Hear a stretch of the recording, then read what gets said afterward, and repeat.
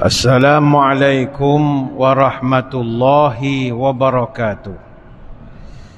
Bismillahirrahmanirrahim. Alhamdulillahi hamdan katsiran tayyiban mubarakan fihi kama yanbaghi li jalali wajhikal karim wa li azimi sultanik. Allahumma salli ala sayyidina Muhammadin abdika wa rasulika nabiyil ummi wa ala alihi wa sahbihi wa sallim. Nawaitu ta'alluma wa ta'lim wa tazakkura wa tazkir wa naf'a wal intifa' wal ifadah wal istifadah wal hasa ala tamassuki bi kitabillah wa sunnati rasulih wa du'a ilal huda wa dalalah alal khair ibtigha'a wajhillah wa mardatihi wa kurbihi wa thawabihi. Allahumma inna nas'aluka fahman nabiyyin wa hifzal mursalin wa ilhamal malaikatil muqarrabin. Ya Allah, kami mohon padamu kefahaman para nabi, daya hafalan para rasul, dan ilhamnya para malaikat muqarrabin. Allahumma aghnina bil ilmi wa zayyinna bil hilmi wa akrimna bit taqwa wa jamilna bil afiyah ya arhamar rahimin. Ya Allah, kayakan kami dengan ilmu-Mu, hiasilah kami dengan kelembutan, muliakan kami dengan takwa, dan cantikkan kami dengan sihat wal afiat. Terima kasih yang berusaha Tuan Pengacara Majlis, yang saya hormati Tuan Haji Muhammad Fauzi bin Haji Muhammad Yatim, Datuk Bandar Majlis Bandaraya Subang Jaya, yang saya hormati juga Ustaz Muhammad Syafiq bin Badrul Azlan, pengurus Masjid As-Salam Puchong Perdana, yang saya hormati juga ahli-ahli Majlis Bandaraya Subang Jaya, pengarah-pengarah jabatan, ketua-ketua bahagian, seterusnya tuan-tuan guru, para alim ulama, para habaib, datuk-datuk, datin-datin, tuan-tuan, puan-puan, moga sekaliannya sejahtera dalam limpahan rahmah dan barakah. Saya dahului dengan penyataan tahmid kesyukuran atas pertemuan pada malam ini, sempena majlis bacaan Yasin dan doa selamat sambutan ulang tahun ketiga MBSJ tahun 2023, dan seterusnya dapatlah kita bertatap muka untuk membincangkan satu tajuk seperti yang telah diwar-warkan, iaitu Bandaraya Madani. Hadirin hadirat sekalian, alhamdulillah, pada tanggal 20 Oktober tahun 2020 telah lahirlah sebuah majlis bandaraya terbaru di negara kita.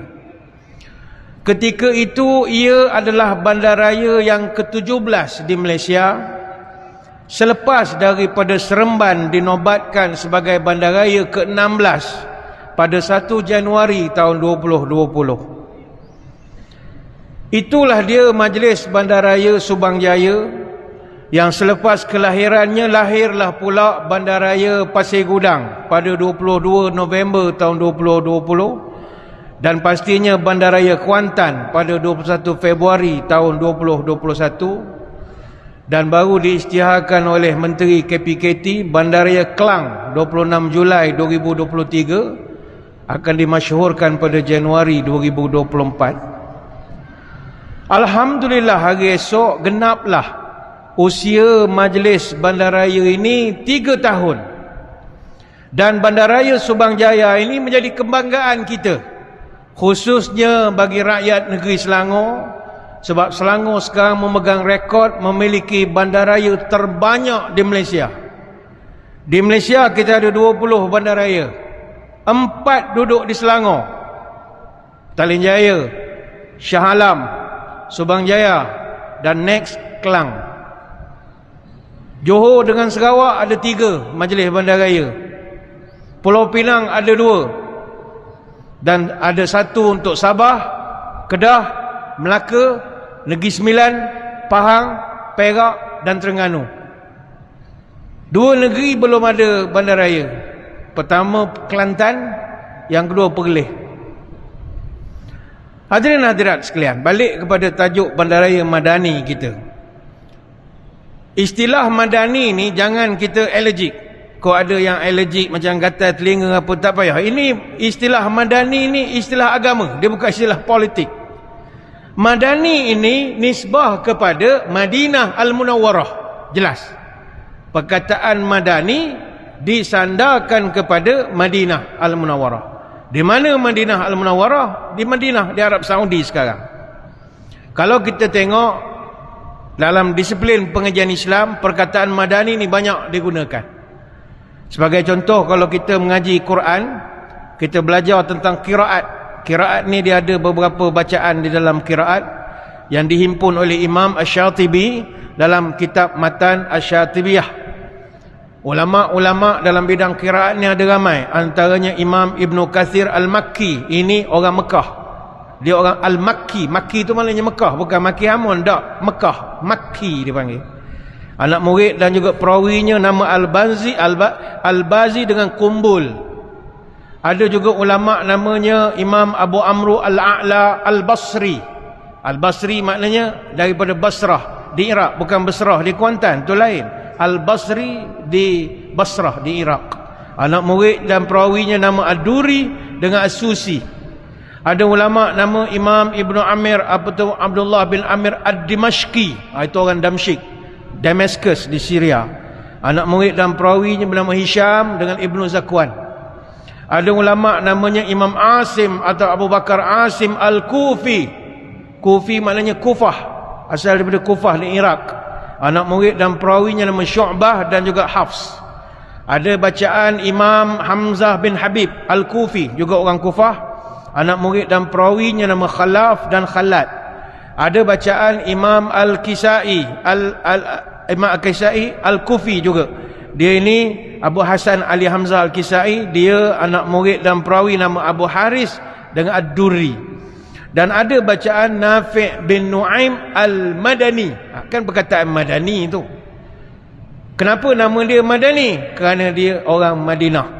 Anak murid dan perawinya nama Qalun dan juga Warash. Soalan kuis.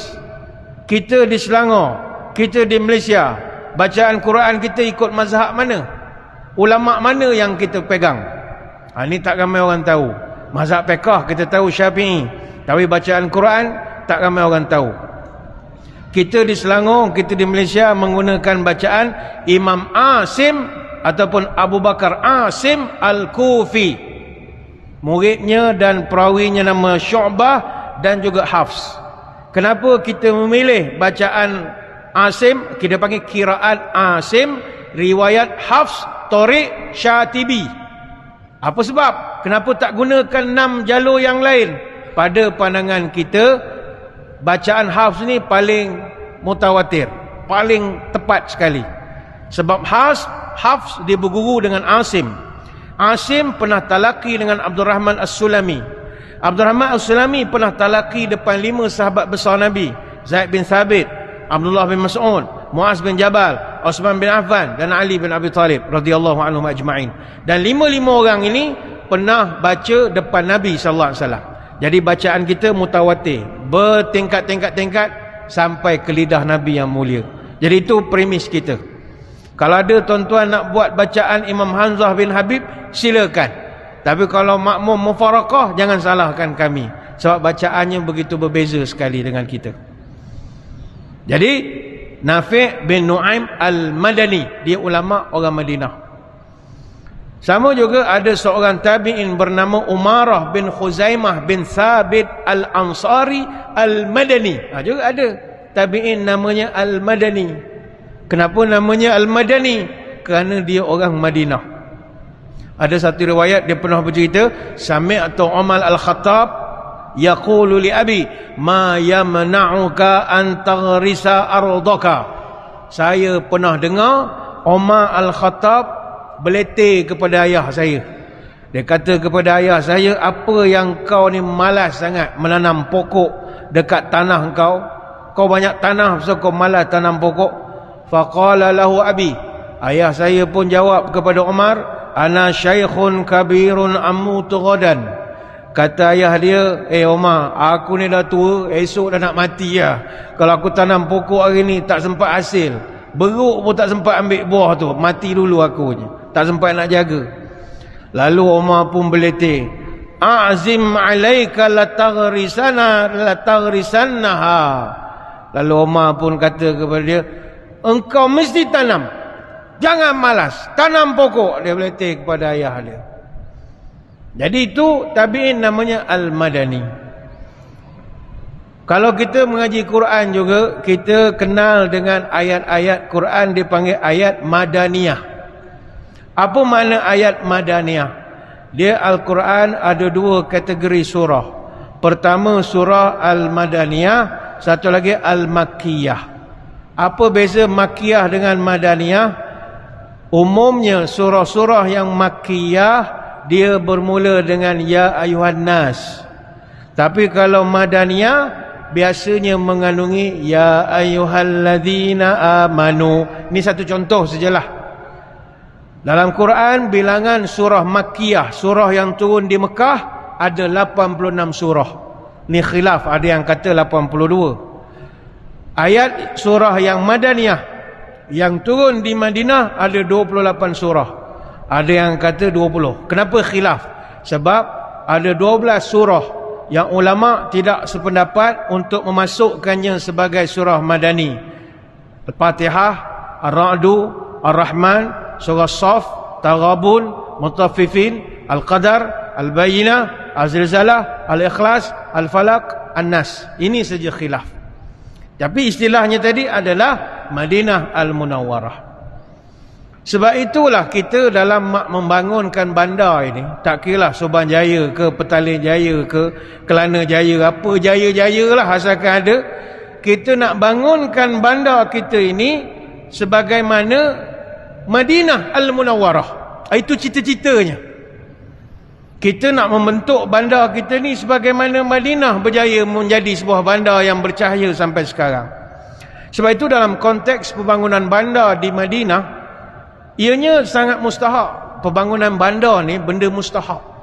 Dalam perspektif Islam, perancangan bandar ini adalah manifestasi manusia kepada kehidupan dan alam sekitar dia. Bagaimana dia merancang bandar, kita boleh nampak hubungan dia dengan alam sekeliling dia. Sebab itu dalam Quran menceritakan antara tokoh-tokoh hebat merancang bandar, antaranya Siti Hajar. Sebab itu town planner ramai perempuan. Apa sebab? Kerana perancang-perancang bandar ni asal dulu orang perempuan. Tengok Makkah Al-Mukarramah. Siapakah town planner pertama Makkah Al-Mukarramah? Yang merancang pembangunan Mekah adalah Siti Hajar. Siti Hajar. Siti Hajar ni isteri kepada Nabi Ibrahim alaihissalam. Salah seorang isteri lah kepada Nabi Ibrahim. Ada masalah lah bila poligami ni, ada isu dengan madu. Jadi Siti Hajar ni telah diasingkan oleh Nabi Ibrahim ke sebuah penempatan yang baru. Tempat itu padang pasir yang gersang, tandus, tak ada pokok, tak ada apa-apa. Ketika diletakkan Siti Hajar di situ, Siti Hajar bersabar. Bayangkanlah bawa isteri dan anak kecil duduk satu kawasan padang pasir yang tak ada pokok, tak ada apa-apa. Ketika dia ditinggalkan situ, Siti Hajar ni begitu sabar sekali. Kemudian Nabi Ibrahim tinggalkan mereka tanpa sebarang memberikan kata-kata semangat apa tak ada. Sehingga kan Nabi Ibrahim hanya doa kepada Allah, Rabbana inni askantu min zurriyati biwadi ghairi dhi zar'in inda baitikal muharram. Wahai Tuhan, sesungguhnya aku telah tinggalkan zuriat keturunanku di tempat ini, di lembah ini, di tanah suci ini yang tidak ada tanaman padanya. Ini Allah rekod dalam surah Ibrahim ayat yang ke-37. Lama ambil gambar. Lama sangat berdiri, segan pula lah cakap rasanya.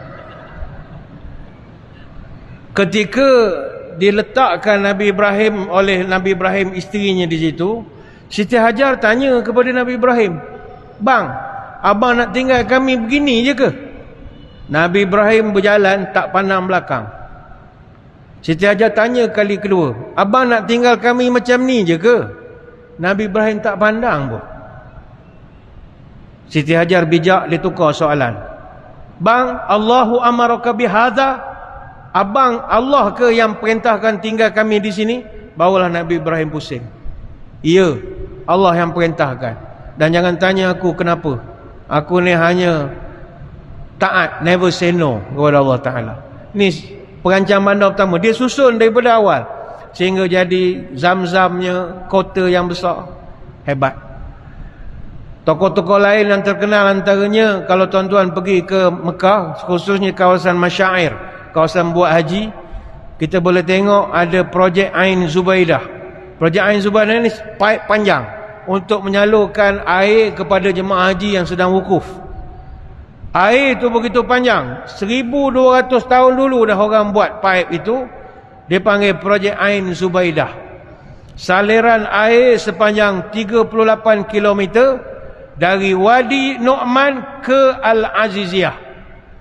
Zaman dia masa itu, 1 dinar bersamaan 10 gram emas, lebih kurang dalam 24 karat. Jadi projek Ain Zubaidah itu saja menelan belanja 1.7 juta dinar. Bayangkan, dia ni isteri kepada Khalifah Harun Ar-Rashid zaman Abbasiyah. Bandar dapat membantu pembangunannya mencipta hubungan manusia dengan Allah. Adakah pembangunannya mencipta hubungan manusia dengan manusia? Adakah pembangunannya mencipta hubungan manusia dengan alam sekitar? Sebab itu Ibnu Khaldun ni dia banyak mengkaji sosio budaya. Kata Ibnu Khaldun, kita nak merancang bandar ini, kita mesti tengok banyak perkara-perkara yang kait dengan hal-hal keagamaan ini. Sebab itu kata Ibnu Khaldun, bandar secara umum ada 4 jenis. Apa juga bandar? Pertama, bandar yang asal dari tempat perkemahan askar. Askar perang buat kemah di situ, akhirnya kekal jadi bandar. Antaranya adalah Fustat. Fustat ni di mana? Old Cairo di Mesir. Kairah, bandar Kairah lama nama Fustat. Ada bandar yang berasal dari kubu pertahanan. Nak perang buat kubu, habis perang kekal kubu itu lalu jadi bandar. Antaranya Rabat di Maghribi ataupun Monastir di Tunisia. Ini asalnya kubu. Ada bandar yang merupakan tempat pertapaan ataupun tempat pusara wali-wali. Orang-orang saleh meninggal ke bumi situ, lama-lama jadi bandar sebab pengikut dia nak duduk dekat kubur tok guru dia. Antara yang terkenal Karbala dengan Mashhad ni di Iran. Ada pula bandar yang dipanggil bandar Amirin. Apa makna bandar Amirin? Bandar diraja, yang asalnya tempat raja berehat, raja bercuti musim panas, akhirnya jadi tempat bandar diraja. Contohnya kalau di negara Arab, Damsyik ini zaman Umayyad, dia adalah bandar tempat rehat raja-raja Umayyah. Ataupun Baghdad itu adalah bandar tempat berehat zaman Abbasiyah. Kita di Malaysia ada tak bandar diraja? Banyak. Kalau Perlis, mana bandar diraja ni? Arau ni terkenal lah. Arau sila duduk, Arau yang terkenal lah. Dia bandar diraja. Arau sila duduk, Arau. Itu selalu kita dengar dalam YouTube lah. Perak, apa bandar diraja dia? Kuala Kangsar. Selangor, apakah bandar diraja dia? Kalau orang Selangor tak ada jawab, berhenti je lah jadi orang Selangor. Pindahlah duduk mana-mana, buat malu. Mana bandar diraja Selangor? Ada yang jawab Shah Alam. Letih. Bandar dirajanya Kelang. Sebelum Kelang, manakah bandar diraja Selangor? Jugra. Negeri Sembilan ada bandar diraja. Di mana dia punya bandar diraja dia? Seri Menanti Kuala Pilah. Bukan Rembau lain. Pahang, semua orang kenal lah bandar diraja dia. Pekan, bandar diraja. Kedah, mana bandar diraja dia? Anak Bukit, dia Alostar. Johor, mana bandar diraja Johor? Sokong bola bagi nak rak, bandar diraja Johor, tak tahu. Mana bandar diraja Johor? Johor Baru, Ustaz. Johor Baru, letih lah korang. Johor Baru, Johor bandar dirajanya Bandar Maharani. Di mana? Muar. Bukan Muar. Sebelum Muar, bandar dirajanya adalah Johor Lama di Kota Tinggi. Kelantan. Mana Kelantan? Bandar dirajanya mana Kelantan? Kubang Krian. Kubang Krian. Sebab itu asal usul bandar, kata Ibn Khaldun. Maka kalau kita tengok dalam Islam, membina bandar ni benda serius. Dia bukannya, oh kita dah jadi bandaraya, buat je lah kedai orang nak berniaga. Tak, dia mesti dirancang. Kita ambil contoh Umar Al-Khattab radhiyallahu anhu. Zaman Umar Al-Khattab, beliau telah mewujudkan satu sistem pentadbiran, dia panggil Al-Amsar. Al-Amsar ni center kepada pentadbiran. Mesti ada HQ dia supaya tidak berterabur. Dan HQ-nya itu center di Madinah. Dan dia buat pula banyak center-center di bandar-bandar besar. Selain Madinah, dia ada buat di Al-Jabiyah, dia ada buat Al-Jawatah, di Kufah, di Basrah, di Fustat. Kemudian dia tambah lagi sampai ke di Qairawan, di Qazwan Ardabil. Ardabil ni dekat Iran sana, ada cawangan dia. Di Marwa, maknanya contoh Majlis Bandaraya Subanjaya, ofisnya di Subanjaya, tapi dia ada juga di Puchong ni satu pejabat dia. Untuk orang di sebelah Puchong sampai Batu 14 sampai ke belah sana, datang ke sini untuk buat urusan. Tak perlulah nak membayar apa-apa pergi sampai ke Subanjaya. Tapi sekarang ni dah tak ada, online dah semualah. Mana ada nak pergi pejabat lah. 2025 kaunter semua tutup. Itu arahan dah ya. Kita dah ada arahan semua digitalisasi.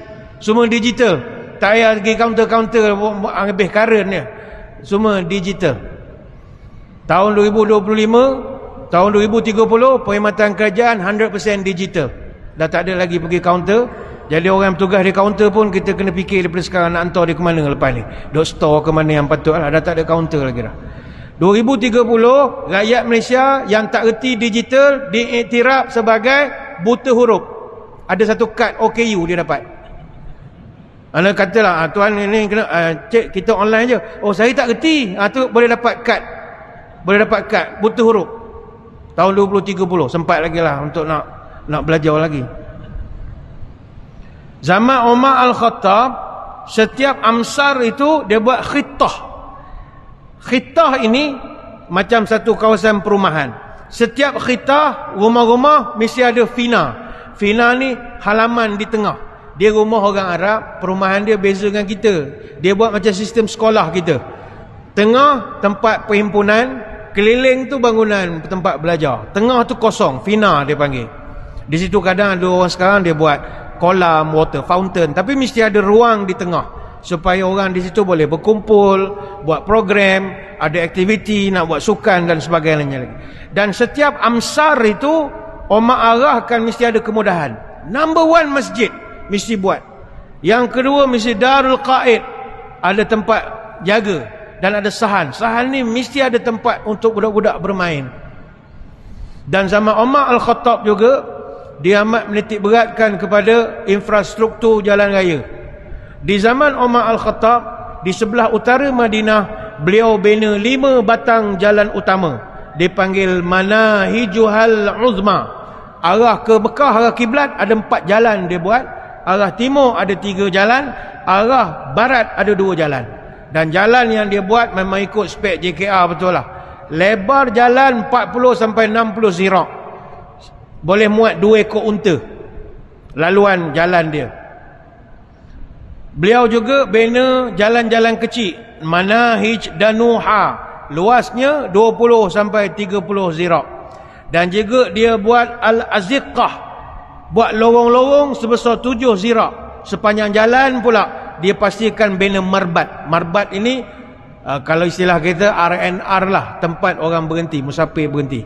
Jadi benda ini dah dimulakan daripada dulu lagi, merancang pembinaan bandar.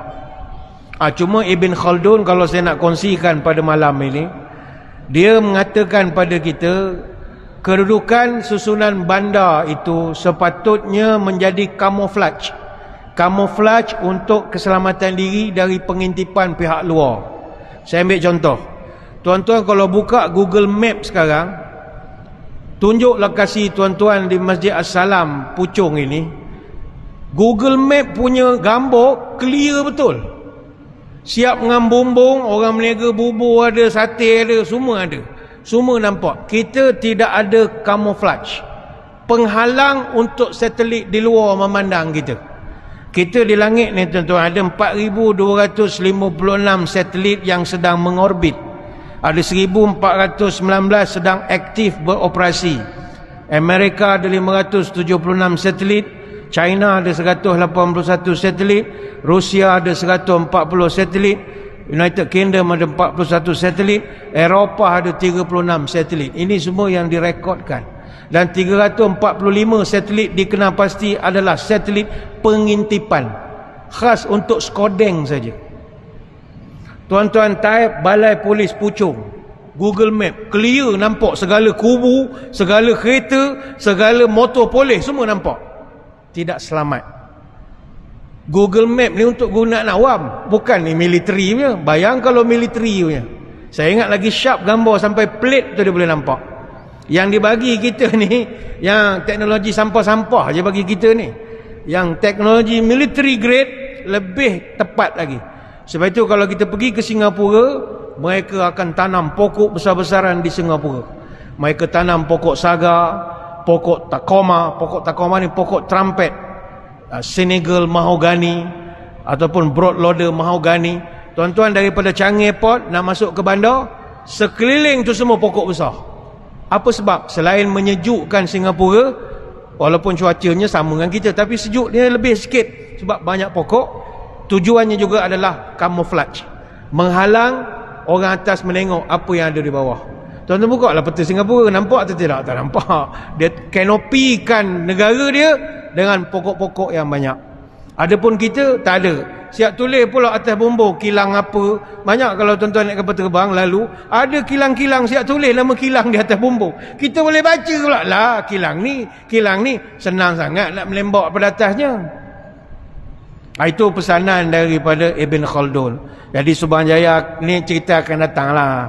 Kalau kawasan-kawasan keselamatan, mana tempat-tempat sensitif yang berkaitan dengan pertahanan negara, keselamatan, perisikan, tempat-tempat VIP, itu eloklah dipandang supaya tak terlalu terbuka sangat.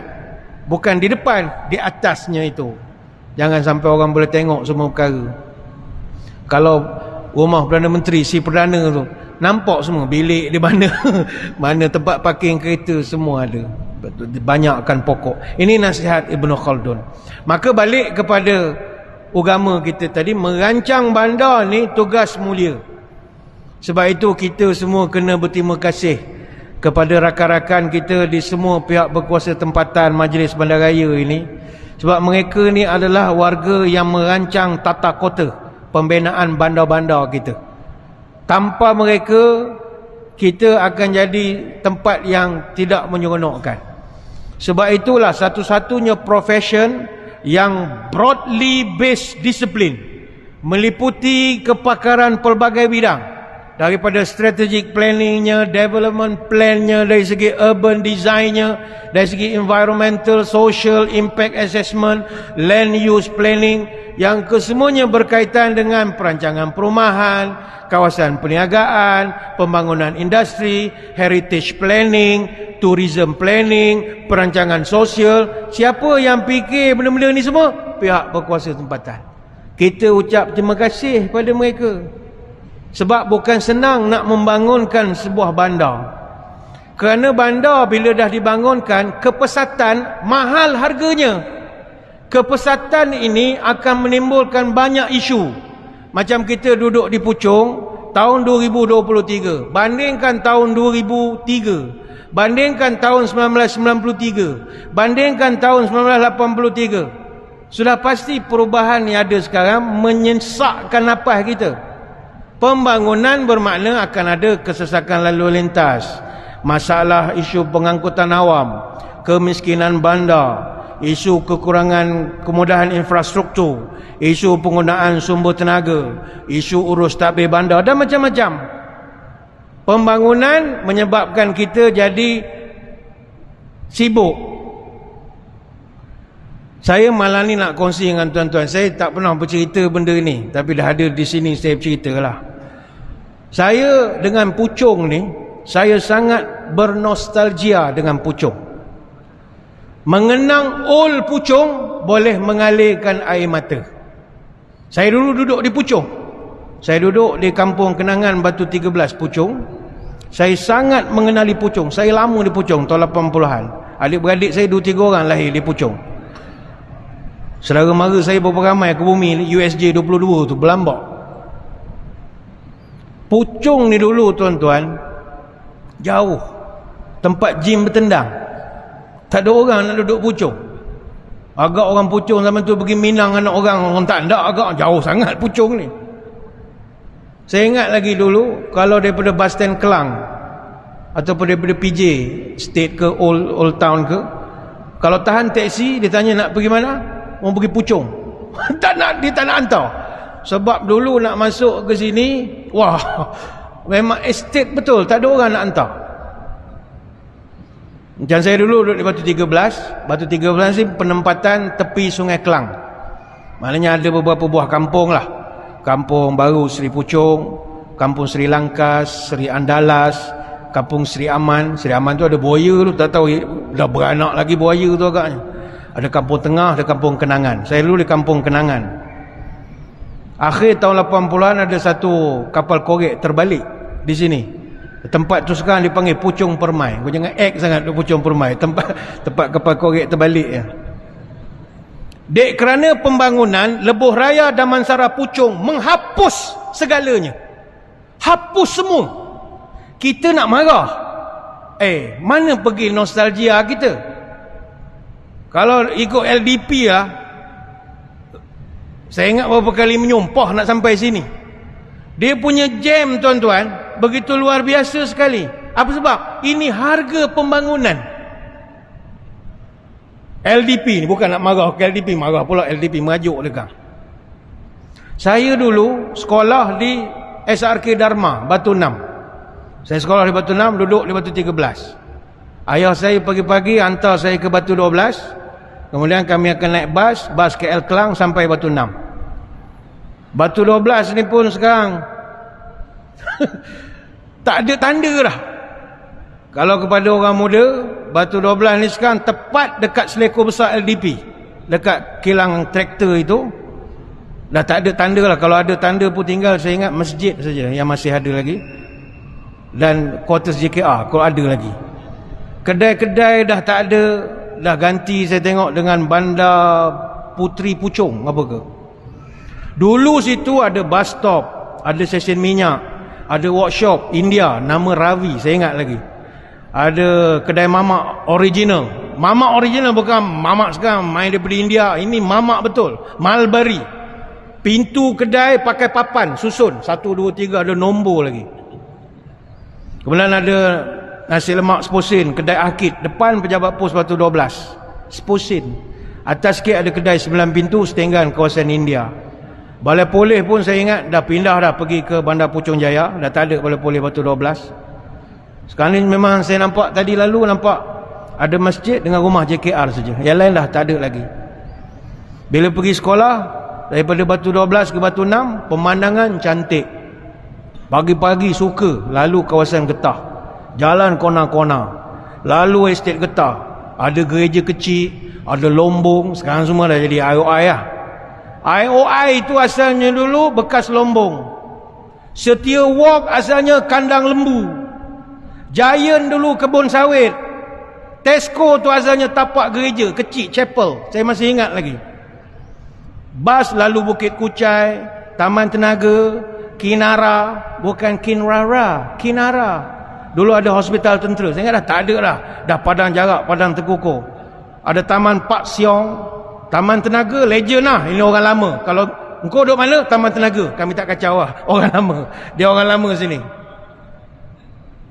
Kau duduk mana? Puchong Perdana. Baru ni Taman Tenaga punya orang. Dulu sebelum ada IOI, kami orang Puchong tak ada tempat nak pergi. Kita hanya pergi Johan OUG Jalan Kelang Lama. Itu yang ada pun. Ataupun nasib baik tahun 88 Subang Perit baru buka. Adalah sikit action. Tapi macam usaha masuk kampung lah. Kita daripada orang Puchong pergi Subang Perit. Orang Subang Perit pun kenal orang Puchong datang. Dia kata lain macam jalan ni. Atas pada kita ni Batu 14. Mak saya pengetua sekolah menengah Batu 14. Kemudian atas tu batu 16. Batu 16 ni sekarang dah jadi bandar Bukit Puchong 1 dan bandar Puchong Utama. Kemudian ada batu 17. Ada lombong air hitam yang merupakan lombong terbesar dulu di Puchong. Dia ada quarters air hitam Tin Puchong. Dulu memang tempat jin bertendang betul. Tak ada orang nak pergi. Kalau bunuh orang, buang situ, tak ada orang tahu. Tapi sekarang dah jadi Putra Perdana, Danau Putra, Aman Putra, Nusa Putra. Ada lagi batu 18. Dia batu ni kiraan daripada mana? Sampai Old Klang Road, Jalan Klang Lama. Kiraan dia sampai masuk KL lah, seolah-olah begitu. Batu 18 sekarang dah jadi Kampung Pulau Meranti dan kawasan-kawasan perumahan baru, Kipak Puchong, Taman Meranti Indah, Desaria Kondominium. Saya kalau cerita pasal Puchong 3 hari tak habis. Macam-macam cerita tuan-tuan. Kan hilang ceramah Madani kita kan. Puchong ni indah. Kalau boleh balik semula ke zaman 70-an 80-an, saya ingat boleh mengalirkan air mata lah. Kita rindu kepada momen itu. Bau-bau dia, suka bau estate, bau getah, bau lembu, suka. Seronok dah. Hilang lah, benda tu dah hilang dek kerana pembangunan. Sebab itu memandangkan isu perbandaran ini, dia benda yang kompleks. Justru kita merancang bandar pun perlu pada pendekatan baru sekarang. Dah tak boleh asal ada kawasan buat bangunan, asal buat rumah, tidak. Maka lahirlah pelbagai bentuk konsep baru. Contohnya konsep bandar pintar ataupun pembangunan berorientasikan transit atau TOD, Transit Oriented Development, ataupun ada konsep bandaraya rendah karbon, low carbon cities, ataupun bandaraya tahan risiko, disaster resilient cities. Ada kejiranan hijau, ada bandar selamat, bandar padat dan macam-macam lagi. Sebab itu kita dah tak boleh bina bandar sehingga menghilangkan segala kenangan dan keindahan. Kerinduan kita kepada nostalgia kampung jangan dihilangkan dek kerana pembangunan itu. Malam ni kita nak menengok macam mana Nabi SAW merancang dan membangunkan kota Madinah. Moga-moga menjadi panduan pada kita bersamalah. Pertama, Nabi membahagikan Madinah kepada beberapa khitah. Khitah ni dipanggil kejiranan. Setiap khitah mesti dibina masjid ataupun musalla. Jarak lebih kurang dalam 200 meter daripada setiap khitah buat satu masjid. Dan di zaman Nabi dulu ada 9 masjid sekitar Madinah. Selain daripada Masjid Nabawi, ada masjid khitah yang lain. Setiap khitah ini pula ada kawasan perkuburan dia sendiri. Jadi kita dalam merancang perbandaran jangan hanya memikirkan hidup saja. Salah satu yang jarang dipikirkan adalah kematian. Maka kawasan kubur perlu dijadikan sebagai sebahagian daripada perancangan kita. Kemudian itu yang pertama. Yang kedua, Nabi pindahkan pasar di Al-Zubair. Al-Zubair ni 150 meter daripada Masjid Nabawi. Pindah ke kawasan dipanggil Thaniyatul Wada' di sebelah utara kawasan Al-Manakhah. Pindah kawasan pasar. Kenapa Nabi pindahkan kawasan pasar? Supaya dapat capai kepada customer yang lebih ramai. Ketika itu Nabi telah mengarahkan, la tatahajjaru, jangan bina dinding, biarkan pasar Madinah ini open air. Sebab itu kalau tuan-tuan pergi Madinah, dekat dia panggil, orang Melayu panggil kabut sil lah, pasar karat lah, macam-macam pasar malam. Memang dia adalah pasar yang tak boleh bertutup. Sebab Nabi arahkan la tatahajjaru. Namun zaman Khalifah Hisham bin Malik, Khalifah dinasti Umayyah ke-10, barulah dia bina bangunan di tapak itu siap ada dinding. Tapi sekarang ni dah buka balik. Dia buat secara terbuka.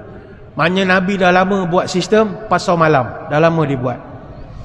Yang ketiga, reka bentuk kediaman mesti memelihara hak dan privasi orang lain. Contohnya, Nabi marah kalau kita buat satu rumah yang menghalang angin masuk ke rumah orang. Fala tahjubur rih. Jangan kau halang angin masuk ke rumah orang. Sebab itu kita di pihak berkuasa tempatan ada peraturan. nak muat tambahan rumah 10 kaki, berapa kaki, dia ada peraturan dia. Supaya kita tak renovate rumah kita sampai angin tak boleh masuk ke rumah orang. Semua mesti ada undang-undang, ikut peraturan. Dan itu bukan peraturan duniawi, peraturan Nabi aja. Fatah jubur rih, jangan kau buat binaan yang menghalang angin masuk rumah orang. Illa biiznih, kecuali kamu minta izin dia. Nah, ini panjanglah pula nanti huraiannya. Yang keempat, Nabi memastikan di Madinah ketika itu infrastruktur, utility, perkara asas kemudahan mesti disiapkan. Maka antara yang Nabi siapkan adalah bekalan air bersih. Itu sebab Nabi dalam satu hadis pernah sebut, may yashtari bi'ra rumata fayakunu dalwuhu fiha ma'adila'il muslimina bi khairin lahu minha fil jannah. Siapa-siapa yang boleh beli telaga Raumah, maka setiap kali air itu diambil, selama itulah dia dapat pahala sampai bila-bila. Ini hadis riwayat Tirmizi dan juga Al-Baihaqi. Akhirnya telaga itu berjaya dibeli. Oleh siapa? Oleh Uthman bin Affan radhiyallahu anhu. Lepas dia dapat telaga itu beli daripada Yahudi, maka dia pun sedekahkanlah kepada kegunaan orang Islam. Itu yang keempat. Yang kelima, bandar yang Nabi bangunkan, Nabi buat insentif untuk melakukan penanaman pokok secara besar-besaran. Sekali lagi, bandar mesti tanam pokok. Hari ini tuan-tuan, kita tanah terbiar banyak. Sebab itu Nabi memberikan suatu tawaran, siapa yang usahakan tanah terbiar, orang tu akan dianugerahkan tanah. Selama mana itu bukan hutan simpan ke tanah kerajaan, bukan hutan simpan, tak boleh diusahakan. Man ahya ardan maitatan fahiya lahu wa laisa li'irki zalimin haqqun. Siapa yang menghidupkan tanah yang mati, menanam pokok, maka dialah pemilik kepada tanah itu. Maka terkenallah dalam fiqh dipanggil bab ihya'ul mawat, iaitu bab membuka tanah mati dan hukum bercocok tanam padanya. Jadi kita mesti tanam banyak pokok. Nabi sangat suka kepada pokok. Tengoklah Madinah, kan beza dengan Mekah. Mekah mana ada pokok, payah cari pokok. Madinah masuk sempadan dia dah penuh pokok. Apa nama? Kurma. Kurma ni ialah pokok cantik macam kelapa sawit, rendang, teduh. Nabi suka. Pernah sekali Nabi masuk ke kebun milik Umm Mubashir. Maka Nabi pun tanya, ni siapa tanam pokok kurma ni, cantik-cantik ni? Jawab Umm Mubashir, kita orang ya Rasul, gotong royong orang Islam tanam. Maka kata Nabi, la yaghrisu muslimuna gharsan wala yazra'u zara'an fayakulu minhu insanun wala dabatun wala syai'un ila kana lahu sadaqah. Siapa-siapa tanam pokok dan dapat orang mengambil manfaat daripadanya, bukan sekadar orang, termasuklah burung, binatang dan macam-macam, maka selama mana orang tu kenyang adalah sedekah bagi orang itu. Jadi kita tanam pokok banyak-banyak, kita niatkan sedekah sajalah. Tanam banyak pokok. Jadi ini pertama, Nabi membangunkan Madinah Al-Munawwarah dengan memastikan infrastruktur. Dan yang kedua, Nabi memastikan kelestariannya. Pokok mesti ditanam. Hari ini tuan-tuan, kita kalau nak melestarikan bandaraya kita, bandaraya Subang Jaya ini memerlukan kepada komitmen semua pihak. Dalam konteks kita nak menjadi bandaraya lestari, melestarikan alam dan lingkungan, sikap sangat memainkan peranan. Sikap. Ada pernah berlaku dulu, kawasan dekat Hulu Selangor, semua kena seal dengan pihak berkuasa tempatan. Laluan dekat Temple Park pun pihak pengurusan terpaksa buat sekatan, tak bagi pengunjung masuk berkelah lagi. Apa sebab? Masa tu baru lepas PKP, orang ketagih nak berkelah apa semua ya. Jadi dia serbu ramai-ramai. Bila dia orang balik, penuh polistrin, sampah, plastik tapau, macam-macam. Bayangkan kalau macam ni sikap, nak dapat bandaraya first class, mimpi. Sikap sangat mustahak. Tanpa perubahan sikap, bandaraya kita takkan jadi lestari. Kalau kita pergi ke sungai Rhineland di Germany, Sungai Rhineland ini, macam mana sungai ini masih lagi bersih walaupun Jerman ni negara industri. Jerman ni tuan-tuan negara industri, tetapi sungai dia sangat bersih. Sungai-sungai di Eropah, Australia, New Zealand, semuanya bersih dan juga terjaga. Bandingkanlah Sungai Kelang kita ni, tapi dah lawa dah Sungai Kelang. Dulu orang pun ada Sungai Kelang tuan-tuan. Campak dia orang mati agaknya meninggal. Campak lembu jatuh macam-macam ada. Bersih dah sekarang. Kalau di Eropah, Sungai Danube ni second longest river in Europe. Sungai kedua terpanjang di Eropah. Sungai ni melalui 23 bandar dan 10 negara. Dia lalu Germany, Austria, Slovakia, Hungary, Croatia, Serbia, Bulgaria, Romania, Moldova dan Ukraine. Berapa negara? Tetapi tetap bersih, tanpa ada sampah sarap pun terapung. Kalau setakat lalu dekat daerah kita Petaling ni saja, tak pelik. Tak pelik. Ini lalu berpuluh negara orang, tetap saja bersih. Maka apa yang membezakan orang Eropah dengan orang kita? Pelajaran, pendidikan, sikap, perangai, education, pelajaran civic. Daripada zaman sekolah lagi, mereka dah ajar tentang alam sekitar, ajar kebersihan, pentingnya menjaga alam sekitar. Bagi kita orang Islam, tak payah subjek civic pun, kita tetap adalah umat yang disuruh jaga alam sekitar. Sebab kita ni khalifah di bumi Allah. Kita kena budayakan kita semula. Ni saya nak kempen pada malam ini. Kita kena budayakan kita semula. MBSJ target nak kurangkan 50% sisa pejal. Kadar kita semula naik 70%. Dan benda ni tak akan dapat dilakukan melainkan kita kena kerjasama. Allah perintahkan kita makmurkan bumi ni, bukan hancurkan. Huwa ansha'akum minal ardi wasta'marakum fiha fastaghfiruhu thumma tubu ilaih. Dan aku jadikan kamu dari bumi, dan aku mengkehendakkan kamu memakmurkan bumi, maka minta ampunlah kepada aku. Ni sebahagian surah Hud ayat ke-61. Kampung Melayu di Indrapura, mekar indah si bunga rumput, kitar semula agenda negara, mengapa payah kita nak ikut. Saya nak kongsikan, kita di Malaysia, puratalah rakyat Malaysia, kita hasilkan 37,000 tan sampah sehari. Lebih kurang 13.5 juta tan setahun. Yang ini bersamaan sama besar dengan 30,000 buah kapal terbang Airbus A380. Kalaulah di bandar, menurut kajian, dihasilkan 1.5 kilogram sampah sehari. Yang kalau tak dikutip, boleh penuhi setiap penjuru pada bangunan KLCC. Beratan sisa pepejal yang dihasilkan meliputi domestik, industri, sisa kebun. Ini saja mencecah hampir 500,000 tan setahun. MBSA Shah Alam uruskan 480 tan sehari. Johor Bahru MBBJ uruskan 1,800 tan sehari. MBSJ saya tak ada mencari, tak ada maklumat, puas cari. Dan sampah sekarang dah jadi masalah.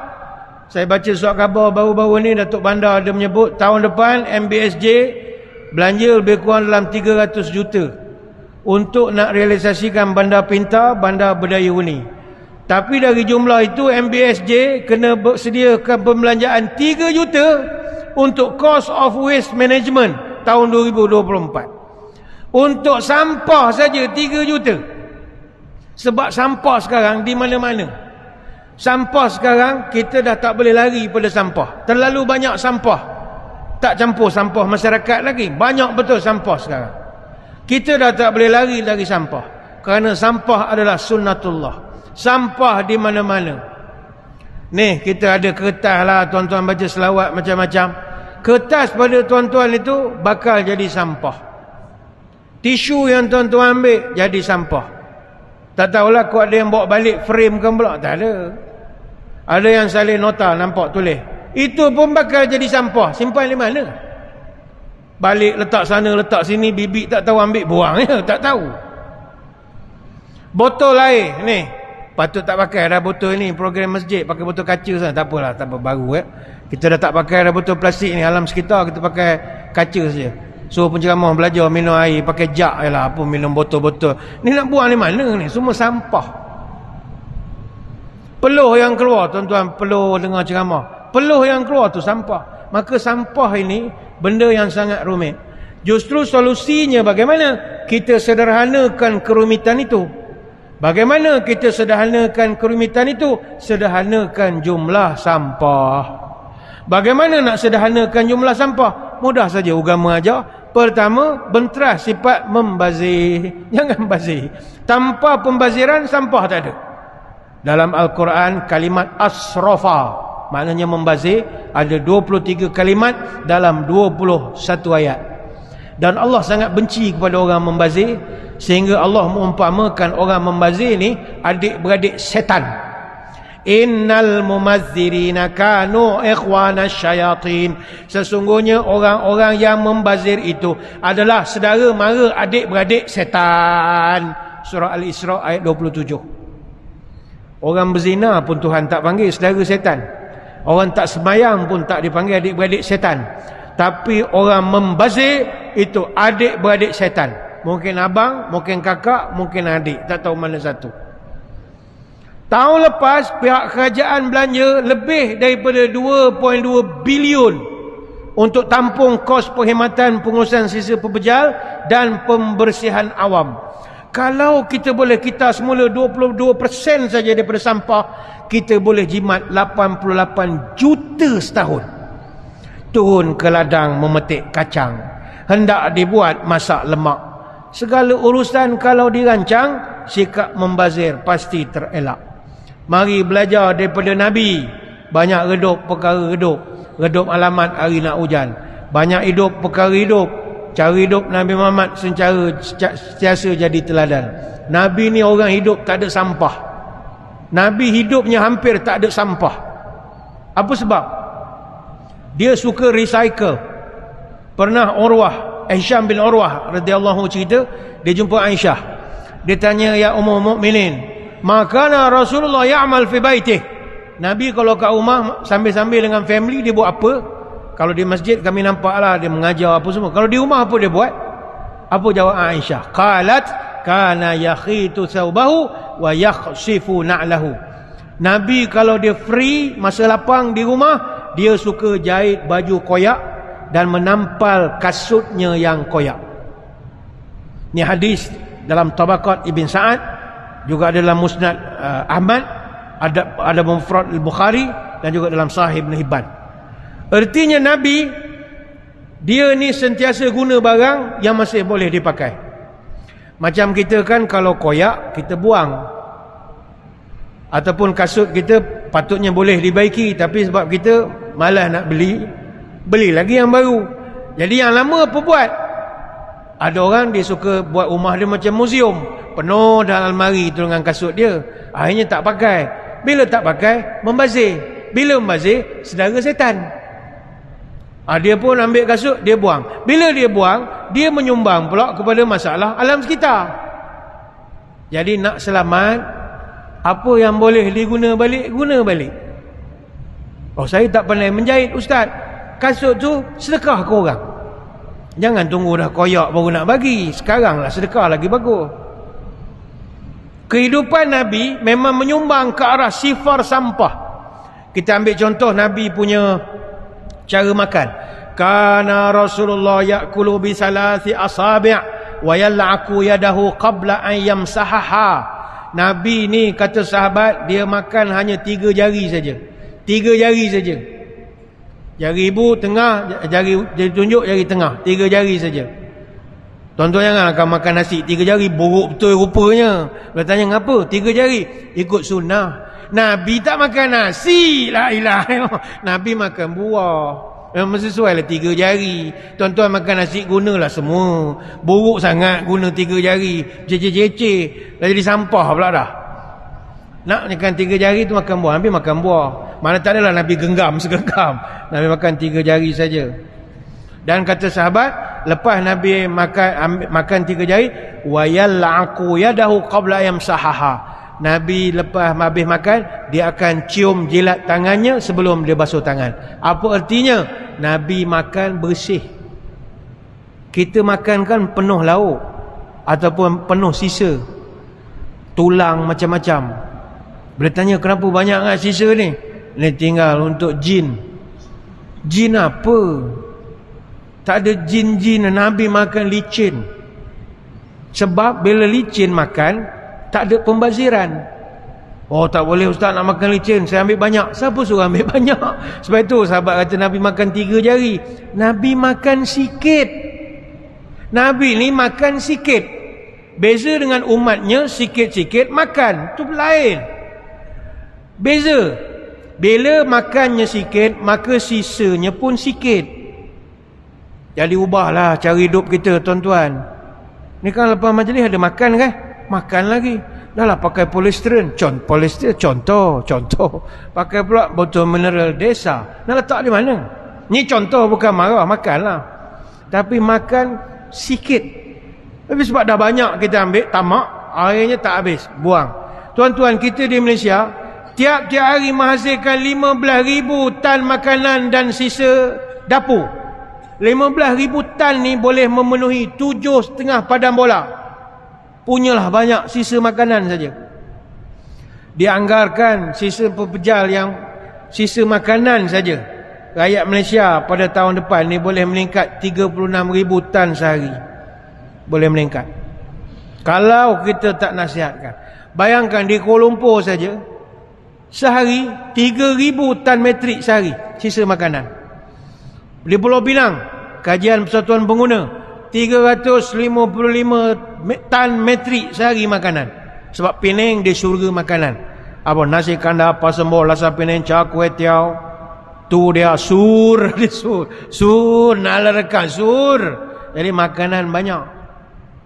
Daripada 3,000 tan sisa pepejal, 10% adalah makanan yang dibazirkan dan juga makanan yang dah expired. Dia pergi ke Tesco, dia beli 1 troli susu, macam-macam, teman-teman dapat bonus.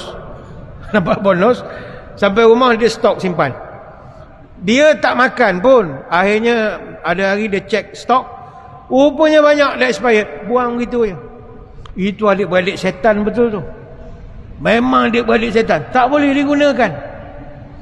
Kajian yang pernah dibuat oleh Jabatan Pengurusan Sisa Pepejal Negara, atau sekarang dikenali sebagai Solid Waste and Public Cleansing Management Corporation, SW Corp.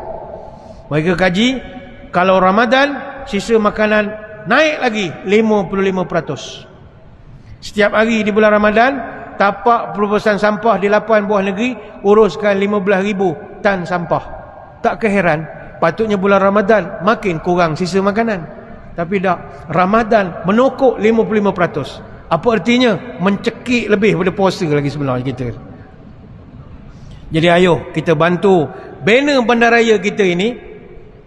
Kita kena jaga alam sekitar. Saya menyeru diri saya dan tuan-tuan, mari kita lakukan kita semula. Budaya kita semula, negara kita ni masih rendah, sekitar dalam 12.8%. Negara maju dah lebih 40% dah. Dan hampir 87% sisa pepejal dalam negara kita ini terpaksa dilupuskan di tapak pelupusan. Kita ikhtiar jangan sampai ke tapak pelupusan. Tuan-tuan, nak lupuskan sampah ni bukan senang.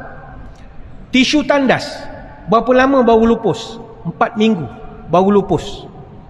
Beg kertas, 1 bulan. Surat khabar, setengah bulan. Kertas cardboard, 2 bulan. Sarung tangan kain, 3 bulan. Papan plywood, 3 tahun. Stokin bulu, 5 tahun. Kotak minuman, 5 tahun. Puntung rokok, 12 tahun. Yang tuan-tuan jentik dekat dengan tingkap kereta tu, 12 tahun esok baru dia boleh dihancurkan. Kasut yang tuan-tuan konon koyak terus buang tadi, berapa tahun baru dia hancur? 40 tahun baru hancur. Bekas tin 50 tahun. Kasut boot buat daripada getah 80 tahun. Bekas Tupperware buat daripada plastik 80 tahun baru hancur.